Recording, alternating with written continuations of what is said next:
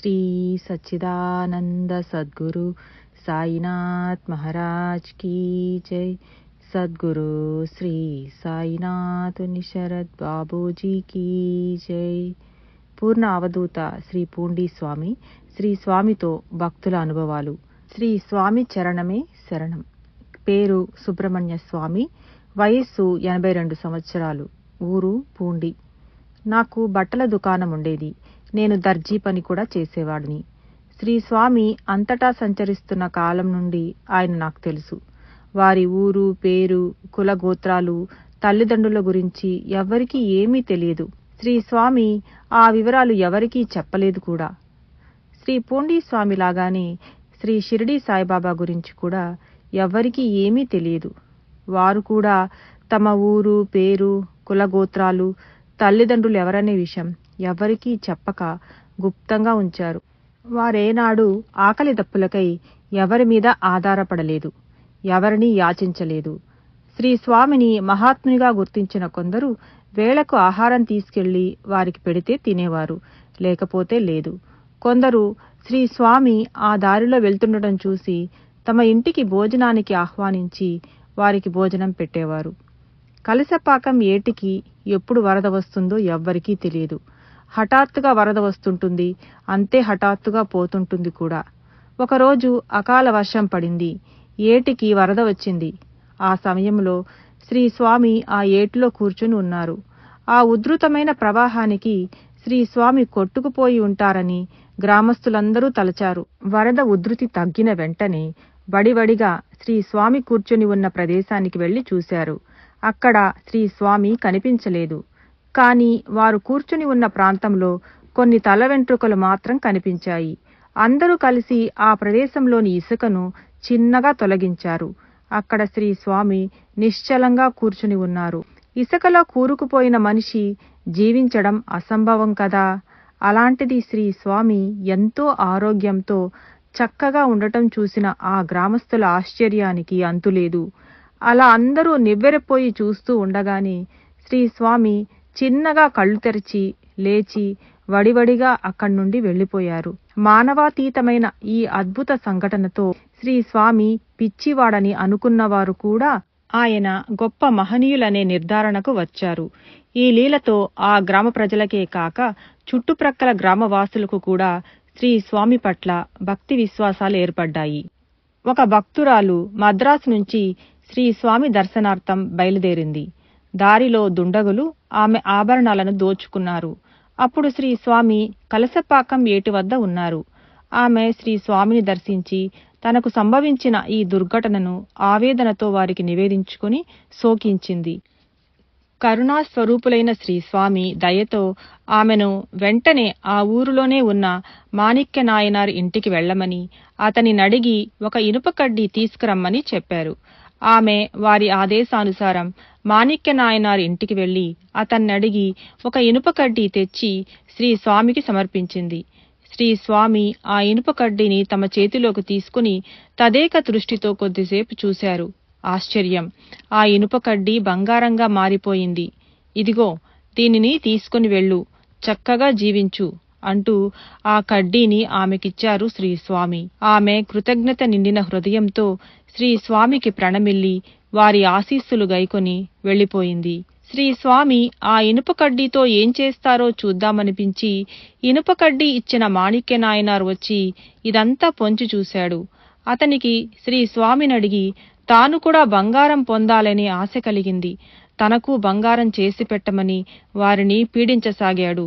శ్రీ స్వామి బంగారం కావాలనుకుంటే భంగమైపోతారు అని చెప్పి ఉదాసీనులైనారు. ఆ మాటలు పెడచెవిన పెట్టి మాణిక్య నాయనార్ ఇంకొందరు భక్తులు కలిసి బంగారం కోసం శ్రీ స్వామిని తరచూ పీడించసాగారు. అంతేకాదు, తమకు బంగారం చేసి పెట్టలేదన్న కోపంతో ఒకరోజు రాత్రివేళ శ్రీ స్వామిని మల్లవాడి అడవికి తీసుకువెళ్లి హింసించి గాయపరిచారు. శ్రీ స్వామి చేతులు బాగా గాయపడి రక్తసిక్తమయ్యాయి. ఆ అర్ధరాత్రి వేళ గాయాలతో శ్రీ స్వామి పూండిలోని డిమాల్ శెట్టి కిరాణా దుకాణం వద్దకు వచ్చారు. ఆ సమయంలో అలా రక్తసిక్తంగా ఉన్న శ్రీ స్వామిని చూసి డిమాల్ శెట్టి భయంతో నా వద్దకు పరుగెత్తుతూ వచ్చి విషయం వివరించాడు. నేను శ్రీ స్వామి దగ్గరికెళ్ళి, ఏమిటి స్వామి, చేతులంతా ఇలా రక్తసిక్తమై ఉన్నాయి అన్నాను. శ్రీ స్వామి, అవునవును, అక్కడ చేతులంతా గాయాలయ్యాయి అన్నారే కాని అంతకుమించి ఏమీ చెప్పలేదు. నేను వారి చేతులను కడిగి శుభ్రం చేసి కట్టుకట్టాను. శ్రీ స్వామి నాటి నుండి కలశపాకం వెళ్ళక పూండిలోనే నివసించసాగారు. ఎందరో వచ్చి కలశపాకం రావలసిందిగా ప్రార్థించారు. కాని శ్రీ స్వామి మరి కలశపాకం వెళ్ళనే లేదు. ఒక మహాత్ముని అలా హింసించిన ఫలితంగా ఆ సమయంలో ప్రకృతిలో బీభత్సం సంభవించిందని, నక్కలు, ఊళలు, పులి గర్జనలు వినిపించాయని, శ్రీ స్వామిని హింసించిన దుండగుల్ని నెమళ్లు పొడవడానికి వచ్చాయని, దానితో దుండగులు భయపడి పారిపోయారని, శ్రీ స్వామిని హింసించిన కుటుంబాలన్నీ సమూలంగా సర్వనాశనమైపోయాయని చెబుతారు. శ్రీ స్వామి పూండిలోని ఒక ఇంటి అరుగు మీద స్థిరాసనులైన కొన్నేళ్లకు ఒక మకర సంక్రాంతి పర్వదినాన వారికి సమర్పించుకుందామని కొత్త వస్త్రాలు తీసుకుని వెళ్లాను. సాక్షాత్తు భగవంతుడే అయిన శ్రీ స్వామికి పూలమాల అలంకరించాను. వారి ఎదుట జ్యోతిని వెలిగించి నూతన వస్త్రాలు సమర్పించుకుని వారి పాదాలకు సాష్టాంగ ప్రణామం చేసి వారినే చూస్తూ నిల్చున్నాను. శ్రీ స్వామి, ఏమి కావాలో చెప్పయ్యా అన్నారు. నేను బదులు పలకలేదు. మళ్లీ శ్రీ స్వామి అదే మాట అన్నారు. మూడవసారి కూడా వారలానే అడిగారు. అప్పుడు నేను, ఎప్పుడూ మీ పాదాలను అంటిపెట్టుకునేలా నన్ను అనుగ్రహించండి స్వామి అని కోరుకున్నాను. నిజంగా నా పూర్వజన్మ సుకృతమే నన్నలా అడిగేలా చేసిందనిపిస్తుంది. శ్రీ స్వామి నా కోరికను మన్నించి నన్ను పరిపూర్ణంగా అనుగ్రహించారు. ఆనాటి నుండి నేను శ్రీ స్వామికి మరింత చేరువయ్యాను. రెట్టించిన భక్తి ప్రేమలతో శ్రీ స్వామి సేవలో నిమగ్నమయ్యాను. వారు నిద్రలేచింది మొదలు శయనించే వరకు పసిబిడ్డలా వారిని చూసుకునేవాడిని. పసిబిడ్డకు చేసే విధంగా మలమూత్రాలను శుభ్రపరిచి, స్నానం చేయించి, బట్టలు తొడిగి చక్కగా అలంకరించేవాడిని. తరువాత వారికి పూజ చేసి హారతి ఇచ్చేవాడిని. వారికి సమయానికి భోజనం తినిపించడం, ప్రతినిత్యం శ్రీ స్వామి దర్శనార్థం వచ్చే అసంఖ్యాక భక్తులకు తగిన ఏర్పాట్లు చేయడం మొదలైనవన్నీ నేనే చూసుకునేవాడిని. రాత్రి శ్రీ స్వామిని పడుకోబెట్టేంత వరకు వారికి సంబంధించిన అన్ని సేవలు శ్రీ స్వామి మహాసమాధి చెందే వరకు చూచుకునే భాగ్యాన్ని వారు నాకు ప్రసాదించారు. వారి అనుగ్రహంతో మహాసమాధి అనంతరం సమాధి మందిర నిర్మాణంలో, సమాధి మందిరంలో, శ్రీ స్వామి విగ్రహ ప్రతిష్టలో పాలు పంచుకోవడమే గాక మందిరంలో నిత్య ధూప దీప నైవేద్యాది సమస్త కార్యాలు నేను చూసుకునేలా, నిరంతరం వారి స్మరణలో, సేవలో ఉండేలా శ్రీ స్వామి నన్ను అనుగ్రహించడం నా పూర్వజన్మ సుకృతం కాక మరేమవుతుంది. శ్రీ స్వామి దివ్య సాన్నిధ్యంలో నాకు ప్రతి క్షణము ఒక అనుభవమే. ప్రతి సంవత్సరం లాగానే ఆ సంవత్సరం కూడా మా గ్రామంలోని కొందరు తిరుమలకు బయలుదేరి వెళ్తున్నారు. ఎప్పుడు నేను కూడా ఆ బృందంతో కలిసి వెళ్లి తిరుమల దర్శించుకునేవాడిని. అయితే ఆ సంవత్సరం నేను శ్రీ స్వామి సేవలో పూర్తిగా నిమగ్నం అవడం వలన తిరుమలకు అందరితో కలిసి వెళ్లలేకపోయాను. సాక్షాత్తు భగవంతుడైన శ్రీ స్వామి వద్ద ఉన్నానన్న ఆనందం కంటే అందరితో కలిసి సరదాగా తిరుమల వెళ్లలేకపోయానన్న బాధే నాలో ఎక్కువగా ఉంది. నా బాధను శ్రీ స్వామికి విన్నవించుకున్నాను. శ్రీ స్వామి, నువ్వు వెళ్లవలసిన అవసరం లేదులే, ఉండరా అన్నారు. వారు అలా చెప్పినా నా మనసు కుదుటపడలేదు. ఆ బాధతోనే ఆ రాత్రి శ్రీ స్వామి అరుగు ప్రక్కనే ఉన్నాను. అప్పుడు శ్రీ పూండి స్వామి శ్రీ వెంకటేశ్వర స్వామి రూపంతో అగుపించారు. అంతేకాదు, అక్కడా నేనే, ఇక్కడా నేనే, అంతా ఒకటే అని చెప్పారు. ఆర్బి పురందరే శ్రీ సాయి భక్తుడు. ఒకసారి అతను భార్య, తల్లితో కలిసి షిరిడీకి వచ్చాడు. అప్పుడు అతని తల్లికి, భార్యకు కలిగిన అద్భుత అనుభవాన్ని పురందరే ఇలా వివరించాడు. 1913లో మా అమ్మ పండరీపురం వెళదామని ఒత్తిడి చేసింది. నేను ఈ విషయం బాబాకు చెప్పలేదు. బాబా తమంతట తాముగా, అమ్మా, పండరి ఎప్పుడు బయలుదేరుతున్నావు అని మా అమ్మను అడిగారు. ఆ రోజు మసీదులో నా భార్యకు, మా అమ్మకు రుక్మిణీ సమేత విఠలునిగా బాబా దర్శనమిచ్చారు. వాళ్లు ఆనందంతో పులకించిపోయారు. ఆపై పండరీ ప్రయాణం మానుకున్నారు. బాబా తరచూ మా అమ్మను, అమ్మా, పండరీ ఎప్పుడు వెళ్తున్నావు అని అడిగేవారు. దానికామె, నా దేవుడిక్కడే ఉన్నాడు, షిరిడియే నా పండరి అని జవాబిచ్చేది. శ్రీ సాయి భక్త అనుభవ సంహిత. శ్రీ స్వామి సకల దేవతా స్వరూపులు. మరి శ్రీ స్వామి ప్రసాదించిన ఆ అనుభవంతో ఇక తిరుమల వెళ్లలేదన్న బాధంతా పోయి పట్టలేని సంతోషం కలిగింది. తిరువన్నామలైలోని అరుణాచలేశ్వర స్వామి ఆలయంలో ప్రతి ఏడు ఉత్సవాలు ఘనంగా జరుపుతారు. చాలా మంది పూండీవాసులు ఆ ఉత్సవాలకు హాజరవుతారు. అరుణాచలేశ్వరుని ఉత్సవ విగ్రహాలను రాత్రి వేళలలో పట్టణ వీధులలో ఊరేగిస్తారు. నాకు ఆ ఉత్సవాలలో పాల్గొనాలని ఎంతో ఉత్సాహంగా ఉంది. అందుకని నేను శ్రీ స్వామికి నమస్కరించి, స్వామి, అందరూ ఉత్సవాలకు వెళ్తున్నారు, నేను కూడా వెళ్ళిరానా అని నెమ్మదిగా అడిగాను. శ్రీ స్వామి, నువ్వు వెళితే ఇక్కడెవరు ఉంటారు అని మళ్ళా, నీకు అవసరం లేదులే, ఇక్కడ పడుకోరా అని ఆజ్ఞాపించారు. చేసేదేమీ లేక నేను నా ప్రయాణం మానుకొని ప్రతిరోజులాగే శ్రీ స్వామి అరుగు ప్రక్కనే పడుకున్నాను. ఆ రాత్రి శ్రీ స్వామి చిన్న పిల్లలను భుజం మీద కూర్చోబెట్టుకొని త్రిప్పినట్లు నన్ను భుజం మీద ఎక్కించుకొని ఉత్సవానికి తీసుకెళ్లారు. ఉత్సవమంతా వారు నన్ను ఎత్తుకునే చూపించారు. పూండి నుండి ఉత్సవానికి వెళ్లిన భక్తులు నన్నలా ఎత్తుకుని త్రిప్పుతున్న శ్రీ స్వామిని చూసి నిశ్చేష్టులయ్యారు. అలాగే అరుణాచలేశ్వర ఆలయాన్ని కూడా నాకు చూపించారు శ్రీ స్వామి. అది కలో సాక్షాత్కారమో నేను చెప్పలేను. కలో సాక్షాత్కారమో తెలియని ఆ అనుభవంలో నేను చూసిన భక్తులు మరుసటి రోజు నా దగ్గరికి వచ్చి, శ్రీ స్వామి నన్ను ఎత్తుకొని తిరుగుతుండగా ఊరేగింపులోనూ అరుణాచలేశ్వర ఆలయంలోనూ చూశామని చెప్పారు. వారి మాటలు విన్న నాకు శ్రీ స్వామి గొప్ప అనుభవం ప్రసాదించారని తెలిసింది. నేను ఉత్సవానికి వెళ్లాలన్న నా కోరికను తీర్చేందుకు వారు నాపై ఎంతో ప్రేమతో చేసిన ఈ అద్భుత లీలకు నా అపాద మస్తకం పులకించింది. ఓసారి శ్రీ స్వామి సమీపంలో నిద్రిస్తున్న నాకు అర్ధరాత్రి మెలకువ వచ్చింది. లేచి శ్రీ స్వామిని చూశాను. వారి అవయవాలు నలుదిక్కులా పడి ఉన్నాయి. వారిని ఎవరో హత్య చేశారని తలచి భయంతో బెదిరిపోయాను. భయపడుతూనే శ్రీ స్వామికి చేతులెత్తి నమస్కరించాను. వెంటనే వారు ఎప్పటిలాగానే అరుగు మీద కూర్చొని దర్శనమిచ్చారు. వారిని ఎవరూ హత్య చెయ్యలేదని, వారు ఖండయోగం చేశారని అర్థమయింది. వారి మహత్యానికి ఎంతో అబ్బురపాటు కలిగింది. బాబా తన శరీరావయవాలన్నింటినీ వేరుచేసి మసీదులో అక్కడక్కడా విడిచిపెట్టేవారు.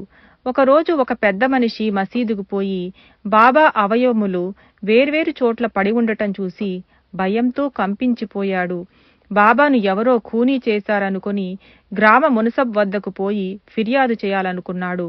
కానీ మొట్టమొదట ఫిర్యాదు చేసిన వ్యక్తికి ఆ విషయం గురించి కొంచెమైనా తెలిసి ఉంటుందని, తననే అనుమానిస్తారని భయపడి ఊరుకున్నాడు. మరుసటి రోజు అతడు మసీదుకు వెళ్లగా బాబా ఎప్పటిలాగా హాయిగా కూర్చొని ఉండటం చూసి ఎంతగానో ఆశ్చర్యపోయాడు. ముందటి రోజు తాను చూసిందంతా భ్రాంతేమో అనుకున్నాడు. శ్రీ సాయి సచ్చరిత్ర. శ్రీ స్వామికి భక్తులు క్రొత్త చొక్కాలు కుట్టించి తెచ్చేవారు.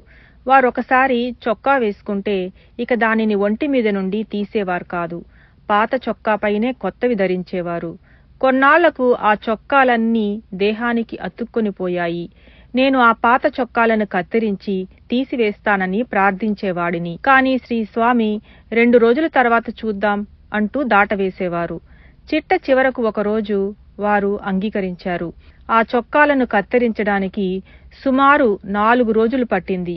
కత్తిరించే సమయంలో ఒకసారి పొరపాటున దేహానికి అతుక్కొని ఉన్న చొక్కాతో పాటు చర్మం లోతుగా కండతో సహా వచ్చేసింది. ఆ గాయాన్ని చూసిన నాకు కళ్ళు తిరిగి స్పృహ కోల్పోయి శ్రీ స్వామిపై ఒరిగిపోయాను. తిరిగి స్పృహ వచ్చి చూసేసరికి శ్రీ స్వామి దేహంపైన ఆ గాయం మచ్చుకైనా కానరాలేదు. గాయం అవటం నిజమే అయినా ఒక్క క్షణం నిజంగానే గాయమయిందా లేక నా భ్రమ అనిపించింది. గాయం అలా చిటికెలో మాయం చేయడం మహాత్ములకు తప్ప మానవ మాత్రులకు సాధ్యమా? అరుగు మీద కూర్చున్న శ్రీ స్వామి ఒక చెయ్యి అరుగు మీద ఆనించి అలానే కదిలించకుండా చాలా కాలం కూర్చున్నారు. ఎన్నో రోజులుగా కదిలించకపోవటంతో అరుగుకు అరచెయ్యి అతుక్కుపోయింది. శ్రీ స్వామిని చెయ్యి కదిలించమని ఎంతగానో ప్రాధేయపడిన మీదట శ్రీ స్వామి అంగీకరించడంతో నెమ్మదిగా నేనే ఆ చేతిని పైకి ఎత్తాను. అరచేతిలోని చర్మం అరుగు నుంచి విడివడక అతుక్కునే ఉండడంతో చెయ్యంతా రక్తమయమైపోయింది. తరువాత కొన్నాళ్లకు ఆ గాయం మానిపోయింది. నేను శ్రీ స్వామి కూర్చొని ఉన్న అరుగుకు ప్రక్కనే నిద్రించేవాడిని. ఆ రాత్రి సమయాలలో వారు వివిధ రూపాలతో నాకు దర్శనం ప్రసాదించేవారు. వారు చిరుతపులిగాను ఈశ్వరుడిలాగాను కూడా దర్శనమిచ్చారు నాకు. చిరుతపులిలా దర్శనమిచ్చినప్పుడు నాకు భయమేసి శ్రీ స్వామికి నమస్కరించి, నన్నెందుకిలా పరీక్షిస్తున్నారు స్వామి అని మనస్సులోనే ఆర్తిగా ప్రార్థించాను. శ్రీ స్వామి వెంటనే యథారూపం ధరించారు. సంతోషంతో వెంటనే వారిని పూజించుకున్నాను. శ్రీ స్వామి కూర్చున్న అరుగుకెదురుగా ఒక టీ అంగడి ఉండేది. ఆ కొట్టు యజమాని ప్రతిరోజు తన వ్యాపారం ప్రారంభించగానే మొదటి టీ శ్రీ స్వామికి సమర్పించుకునేవాడు. రోజూ టీ గ్లాస్ తీసుకొని వారి సన్నిధికి వచ్చి అక్కడ బయట వాకిలి ముందు నిలబడి శ్రీ స్వామిని పిలిచేవాడు. వారు లోపలికి రమ్మన్న తర్వాత గాని తెర తొలగించి లోపలికి వెళ్లి టీని సమర్పించుకునేవాడు కాదు. ఓ రోజు శ్రీ స్వామి అనుమతి లేకుండానే యథాలాపంగా వారి వద్దకొచ్చాడు. అక్కడి దృశ్యం అతన్ని భయభీతుణ్ణి చేసింది. అరుగు మీద శ్రీ స్వామికి బదులు ఒక పెద్ద కొండ చిలువ పడుకొని ఉంది. దానితో అతడు విపరీతంగా భయపడిపోయాడు. టీ గ్లాస్ చేయి జారి కింద పడిపోయింది. అతడు కేకలు పెడుతూ బయటకు పరిగెత్తాడు. అప్పట్నుండి అతను భయంతో మంచం పట్టాడు. నేను శ్రీ స్వామితో అతని విషయం గూర్చి విన్నవించాను. దయాసాగరులైన శ్రీ స్వామి అతన్ని తమ వద్దకు తీసుకురమ్మన్నారు. నేను అతనిని వారి సన్నిధికి తీసుకువచ్చాను. వారెంతో దయతో అతనికి ఊదీ పెట్టి అనుమతి లేకుండా లోపలికి రావద్దు అని చెప్పి పంపించారు. శ్రీ స్వామి కృపతో కొద్ది రోజులలో అతనికి స్వస్థత చేకూరింది. నెవాసాకు చెందిన మహమ్మద్ ఖాన్ అను రోహిల్లా షిరిడీ వచ్చి బాబాతో కొంతకాలం గడిపాడు. ఒకసారి మసీదులో తెర వెనుక బాబా మహల్సాపతితో మాట్లాడుతున్నప్పుడు అతడు తెర ఎత్తి లోనికి చూశాడు. అక్కడ బాబా కనిపించలేదు. అతనికి మతి చెలించి వింతగా ప్రవర్తించడం మొదలుపెట్టాడు. నెవాసా నుండి అతని తమ్ముడు ఖాన్ను తీసుకుని పోవడానికి షిరిడీ వచ్చాడు. బాబా అతనికి ఊది ఇచ్చి ఆశీర్వదించి పంపారు. కొంతకాలానికి ఖాన్ మామూలు స్థితికొచ్చాడు.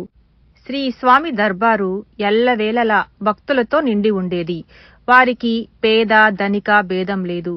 కూలీనాలీ చేసుకునేవారు వచ్చి శ్రీ స్వామికి కాలన అర్ధన సమర్పించుకుంటే దానిని వారు ఎంతో ఆప్యాయంగా స్వీకరించి ఎంతో అపురూపంగా తమ చేతుల్లోనే ఉంచుకునేవారు. కొందరు ధనవంతులు 100-50 రూపాయల నోట్లను ఇచ్చినప్పుడు వాటి వైపు కన్నెత్తి కూడా చూసేవారు కాదు. విశ్వనాథన్ అనే వ్యక్తి మద్రాసులో రెవెన్యూ బోర్డు మెంబరు. ఒకసారి అతని నుదుట ఒక గడ్డ లేచింది. ఎన్ని మందులు వాడినా అది నయం కాలేదు.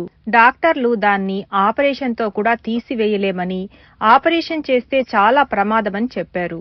విశ్వనాథన్ చికిత్స కోసం అమెరికాకు వెళ్లినా ఫలితం లేకపోయింది. పూర్వజన్మ సుకృతం వల్ల విశ్వనాథన్కు సినిమా నటుడైన సుబ్బయ్య గారి ద్వారా శ్రీ పూండి స్వామి దర్శన భాగ్యం కలిగింది. శ్రీ పూండి స్వామికి ఎంతో భక్తితో నమస్కరించుకుని తనకు వచ్చిన కష్టాన్ని ఆర్తితో విన్నవించుకున్నాడు. ఆపరేషన్ ఏమీ అవసరం లేదులే అయ్యా అని చెప్పి శ్రీ స్వామి గడ్డపై ఊదీ పెట్టి నొక్కారు. తర్వాత విశ్వనాథన్ 3 సార్లు పూండికి వచ్చి శ్రీ స్వామి దర్శనం చేసుకున్నాడు. బిషగ్వరుడైన శ్రీ స్వామి కృప వల్ల ఆ గడ్డ కరిగిపోయింది. కృతజ్ఞత నిండిన విశ్వనాథన్ తన ప్రాణదాత అయిన శ్రీ స్వామిని తమకు ఏమి సేవ చేసుకోమంటారని అడిగాడు. నిజానికి జగన్నాథుడైన శ్రీ స్వామికి ఏదైనా సమర్పించడానికి మనమెంతటి వారం?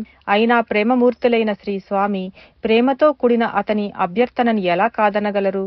అందుకే వారు విశ్వనాథంతో, మాకేమీ వద్దుగాని ప్రక్కన పొలం ఉంది, దానిని పట్టా రిజిస్టర్ చేసి పెట్టండి అన్నారు. వెంటనే విశ్వనాథన్ ఎంతో సంతోషంతో ఆ పొలాన్ని శ్రీ పూండి స్వామి పేరున పట్టా వ్రాసి ఇచ్చారు. మార్గమ్మ అనే భక్తురాలి 3 రోజుల బిడ్డకు తేలుకుట్టింది. పసికందు చనిపోయింది. అందరూ ఎంతో దుఃఖించారు.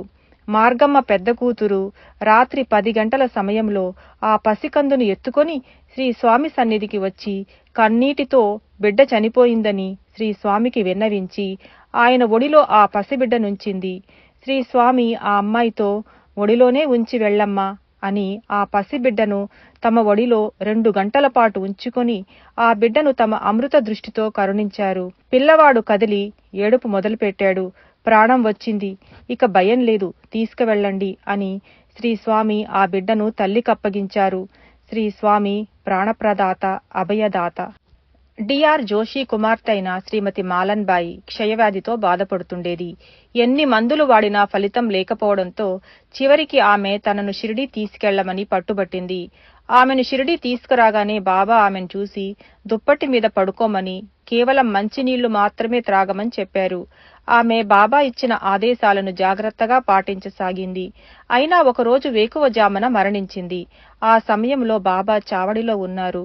షిరిడీ చరిత్రలోనే తొలిసారి బాబా 8 గంటలైనా చావడి నుండి బయటికి రాలేదు. మాలన్బాయ్ తల్లిదండ్రులు భారమైన హృదయాలతో అంత్యక్రియలకు ఏర్పాట్లు చేసుకోసాగారు. ఇంతలో మాలన్బాయ్ ఊపిరి తీసుకుంటూ కళ్ళు తెరిచింది. తరువాత ఆమె, ఒక నల్లని వ్యక్తి నన్ను ఎత్తుకెళ్తూ ఉన్నాడు. నేను చాలా భయపడి కాపాడమంటూ అరిచాను. అప్పుడు బాబా తన సటకాతో ఆ నల్లని వ్యక్తిని కొట్టి అతని నుండి నన్ను విడిపించి చావడికి తీసుకువచ్చారు అని చెప్పింది. అంతేకాదు, ఆమె చావడి ఎలా ఉంటుందో చక్కగా వర్ణించింది. ఆమె ముందెన్నడూ చావడిని చూడలేదు. సరిగ్గా ఇదే సమయానికి బాబా చావడి నుండి అరుస్తూ తమ సటకాతో నేలమీద కొడుతూ మాలన్బాయ్ ఉన్న దీక్షిత్వాడాకు చేరుకున్నారు. ఆమెకు తిరిగి ప్రాణం రావడంతో అందరూ సంతోషించారు. శ్రీ సాయి లీలా, ఇష్యూ మే జూన్ 2008. పూండికి ప్రక్కనే ఉన్న ఒక గ్రామంలో దేశాటన చేసే గువ్వలవాళ్లు విడిది చేశారు. ఆ తండాలోని ఒక స్త్రీ ప్రసవ వేదనతో బాధపడుతున్నది. ఆమె భర్త వైద్యం చేయించడానికి పైకం లేక అప్పు కోసం అందరి వద్ద ప్రయత్నించాడు. కాని అతనికి పైకం లభించలేదు. నిరాశతో ఇంటి త్రోవ పట్టిన ఆ వ్యక్తికి శ్రీ స్వామి ఆపద్బాంధవునిలా అరుగుమీద ఆసీనులై అగుపించారు. వెంటనే అతను శ్రీ స్వామి వద్దకు వచ్చి వారికి నమస్కరించుకున్నాడు. ఆర్తిగా తన దీనస్థితి గురించి చెప్పుకున్నాడు. శ్రీ పూండి స్వామి ఇలారా అని అతని దగ్గరకు పిలిచి అతని చేతిలో ఊదీ పెట్టి, దీనిని తీసుకువెళ్లి నీ భార్య కడుపు మీద రాయి, అంతా కుదుట పడుతుంది అని ఆశీర్వదించారు. ఆ వ్యక్తి వారి వద్ద నుండి ఊదీ తీసుకుని ఇంటికెళ్లేసరికి సరిగ్గా శ్రీ స్వామి ఊదీ ఇచ్చిన సమయంలోనే అతని భార్య ప్రసవించిందని తెలిసింది. కరుణామయుడు శ్రీ స్వామి. ఒకసారి మా గ్రామంలోని వ్యక్తి 6 ఆవులను దొంగలించాడు. వాటిలో మా ఆవు కూడా ఉంది. నేను శ్రీ స్వామి వద్దకు వచ్చి ఆవులను ఎవరో దొంగలించారని శ్రీ స్వామికి విన్నవించుకున్నాను. అవెక్కడికి వెళ్లలేదు, పెన్నాత్తూరు దగ్గరే ఉన్నాయి అన్నారు శ్రీ స్వామి. అప్పుడు ఊరి వారందరం కలిసి పెన్నాత్తూరుకు వెళ్లి దొంగను పట్టి పూండికి తెచ్చి బాగా కొట్టి తర్వాత అతనిని వదిలిపెట్టాం. శ్రీ స్వామి కృప వలన ఎవరి ఆవులు వాళ్లకు దక్కాయి. శ్రీ స్వామి సంచరిస్తున్న కాలంలో ప్రక్క గ్రామంలో ఉన్న శ్రీ సుబ్రహ్మణ్య స్వామి ఆలయం సమీపంలో గల ఏటిలో నీరు నిండుగా ప్రవహిస్తున్నప్పుడు శ్రీ స్వామి ఆ ఏటిలో నడిచి వెళ్లడం, ఏరు 2 పాయలుగా చీలి శ్రీ స్వామికి దారివ్వడం ప్రత్యక్షంగా వేణునాయుడు అనే వ్యక్తి చూశాడు. ఆ సమయంలో శ్రీ స్వామిని చూసినప్పుడు అతనికి ఎంతో భయం కలిగిందట. పూండి గ్రామవాసులు కొందరు శ్రీ పూండి స్వామి పేరుతో ఒక కమిటీని ఏర్పాటు చేశారు. అంతేకాకుండా నాకు వ్యతిరేకంగా కోర్టులో చాలా కేసులు పెట్టారు. అప్పుల వాళ్లతో కూడా కేసులు పెట్టించారు. నేను కోర్టుకు 3 సార్లు హాజరయ్యాను. తుది తీర్పు ఇవ్వబోతున్న తరుణంలో శ్రీ స్వామి వద్దకు వెళ్లి వారి ఎదుట మౌనంగా నిలబడ్డాను. శ్రీ స్వామి, ఆ జడ్జి ఎక్కడొస్తాడు, ఏం చేయడులే పోరా అన్నారు. నేను కోర్టుకు వెళ్లలేదు. ఆ కేసు గురించి ఎంక్వైరీ చేయడానికి కోర్టు నుండి ఒక మనిషి వచ్చాడు. శ్రీ స్వామి దర్శనం చేసుకుని వెళ్లాడు. తరువాత ఆ కేసు రద్దయింది. ఒకసారి శ్రీ స్వామి 9వ నెంబర్ తాళం కప్ప, 11వ నెంబర్ తాళం చెవి ఇచ్చి బాధ్యతలన్నీ నాకప్పజెప్పారు. చూసి ఇక నా వల్ల కాక వాటిని తిరిగి ఇచ్చివేసి బయలుదేరి వచ్చేశాను అన్నారు. శ్రీ స్వామి మాటల్లోని అంతరార్థం నాకు కొంచెం కూడా బోధపడలేదు. వారు చెప్పింది నాకేమాత్రం అర్థం కాలేదని వారితో అన్నాను. అప్పుడు శ్రీ స్వామి తాను మద్రాసు సమీపంలోని తిరుపోరూరులో మఠాధిపతి దగ్గర మేనేజర్గా పనిచేశానని, అక్కడ నచ్చకపోవడం వల్ల అక్కడి నుండి వచ్చేశానని చెప్పారు. భక్తులు కొందరు వెళ్లి ఆ మఠంలోని రికార్డులను పరిశీలించారు. ఈ విషయం 700-800 సంవత్సరాల క్రిందట జరిగినట్లుగా చెప్పబడి ఉంది. కానీ సరైన వివరాలు లభ్యం కాలేదు. ఒకసారి శ్రీ స్వామి నాతో తిరువన్నామలైలోని అరుణాచలేశ్వర ఆలయం నిర్మాణం సమయంలో అక్కడ అడవులుండేవని, గుడి చాలా చిన్నదిగా ఉండేదని, అరుణాచలేశ్వరాలయ మూలస్థానానికి తాము రాళ్లు మోశామని చెప్పారు. రాళ్లు మోసినందుకు మా తాత ఒక అణా ఇచ్చేవాడు. దానితో బఠానీలు, శనగలు కొనుక్కొని తినేవాణ్ణి అని చెప్పారు శ్రీస్వామి. శ్రీ పూండీ స్వామి అరుగు మీద ఆసీనులైన కాలంలోనే శ్రీ సాయినాథుని శరద్బాబు గారు వచ్చి దీక్ష చేసుకున్నారు. శ్రీ స్వామికి నమస్కరించుకొని అరుగు వద్దనే కూర్చొని ఆయన ధ్యానస్థులయ్యేవారు. శ్రీ స్వామి అభయ ముద్రతో శ్రీ సాయినాథుని శరద్బాబు గారిని ఆశీర్వదిస్తున్నట్లుగా చెయ్యి పైకెత్తి అంతా మంచే జరుగుతుందిలే అని చెప్పేవారు. వారిని శ్రీ స్వామి పరిపూర్ణంగా అనుగ్రహించారు. శ్రీ స్వామి సమాధి అనంతరం శ్రీ శరద్బాబు గారు చాలాసార్లు అర్ధరాత్రి శ్రీ స్వామి దర్శనానికై అరుదించేవారు. శ్రీ స్వామిని దర్శించుకొని ప్రదక్షిణలు చేసుకునేవారు. ఒక్కొక్కసారి నన్ను నిద్ర లేపేవారు, ఒక్కొక్కసారి నిద్ర లేపేవారు కాదు. నేను వారిని చూసిన వెంటనే శ్రీ స్వామికి వారు ఆరతి ఇవ్వడం కోసం ఆరతి పళ్ళ్యాన్ని వారి చేతికందించేవాణ్ణి. వారు గర్భగుడిలోకి వెళ్లి శ్రీ స్వామికి ఆరతిచ్చేవారు. తరువాత గేటు వరకు వెళ్లడం కనిపించేది. తరువాత వారు అదృశ్యులైపోయేవారు. మద్రాసు నుంచి ఆర్ముగం అనే భక్తుడు అప్పుడప్పుడు పూండీకి వచ్చి శ్రీ స్వామిని దర్శించుకుని అటునుంచి పర్వతమలైకి వెళ్లేవాడు. 4 సంవత్సరాల క్రితం 2001 ప్రాంతంలో ఆయన నాకు ఒక శుభలేఖ అందజేసి శ్రీ స్వామిని వివాహానికి పంపవలసిందిగా కోరి శ్రీ స్వామి సమాధిని దర్శనం చేసుకుని వెళ్లాడు. పెళ్లి రోజు విందు ఆరగించే సమయంలో ఒక పిచ్చివాడు అక్కడికి వచ్చి నిలబడ్డాడు. అక్కడి శ్రీ స్వామి భక్తులందరూ ఆయనను శ్రీ పూండీ స్వామిగా గుర్తించి వారికి భోజనం పెట్టారు. శ్రీ స్వామి వచ్చారని అందరికీ చెప్పేసరికి వారు అదృశ్యులైపోయారు.